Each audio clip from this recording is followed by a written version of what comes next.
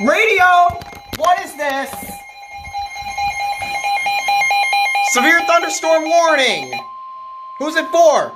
The National Weather Service has issued a severe thunderstorm warning for northern Livingston County in central Okay, it's not for Illinois, us. We're good. southern LaSalle County, southern Will County in northeastern Illinois, southern Grundy County in northeastern Illinois, northern Kankakee County in northeastern Illinois, southeastern Cook County in northeastern Illinois, Porter County in I am about northwestern Indiana, soft. Lake County in Oh my northwestern God. Indiana until 9:15 p.m. At 8:22 p.m., severe thunderstorms were located along a line extending from Ogden Dunes to near Wilmington to near Winona, It's a moving east huge at 55 warning. miles an hour. Expected hazards include 70 miles an Oh hour my- wind gusts. Expect considerable tree damage.